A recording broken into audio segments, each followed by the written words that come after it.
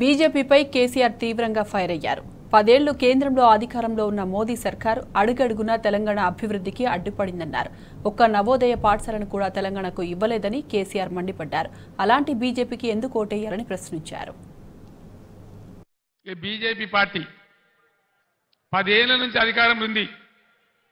దయచేసి మా ఆడబిడ్డలకు, మా యువకులకు, చేవెళ్ల నియోజకవర్గంలో ఉన్న మేధావులకు నేను దండం పెట్టి చెప్తా ఉన్నా.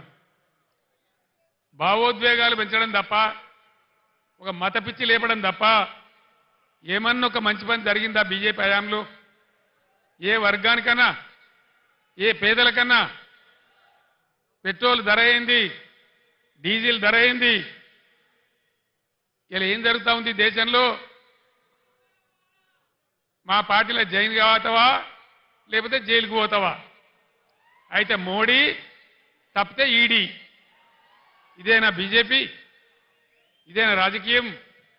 ఇదేనా దేశాన్ని ముందుకు తీసుకుపోయే పద్ధతి?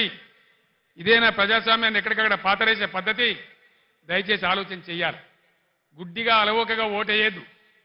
గుడ్డిగా ఓటేస్తే చాలా ఇబ్బందులు అవుతాయి. బీజేపీ చరిత్ర మీరు చూడలేదా?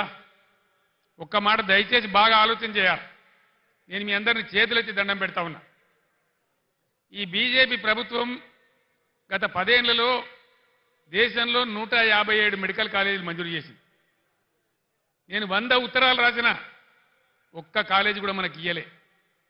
ఒక్క కాలేజీ ఇయ్యనటువంటి బీజేపీకి ఒక్క ఓటు కూడా మనం ఎందుకు వెయ్యాలి? కేంద్రంలో ఉన్న చట్టం ప్రకారం దేశంలో ఎన్ని జిల్లాలుంటే ప్రతి జిల్లాకు ఒక నవోదయ పాఠశాల పెట్టాలి. మన దగ్గర మనం 10 నుంచి 33 జిల్లాలు చేసుకున్నాం. అంటే 23 కొత్త నవోదయ పాఠశాలలు రావాలి. అవి వస్తే బీసీ పిల్లలకు, ఎస్సీ పిల్లలకు, దళితులకు అందరికీ కూడా దానిలో అవకాశాలు దొరుకుతాయి. 150 ఉత్తరాలు రాసిన నేను, 50 సార్లు స్వయంగా అడిగిన మోడీని. కానీ ఒక్క నవోదయ పాఠశాల కూడా ఇయ్యలే. చట్టాన్ని ఉల్లంఘించి ఒక్క మెడికల్ కాలేజీ ఇవ్వని, ఒక్క నవోదయ పాఠశాల ఇవ్వని ఈ బీజేపీకి మనం ఎందుకు ఓటేయాలి? దేనికోసం ఓటేయాలి?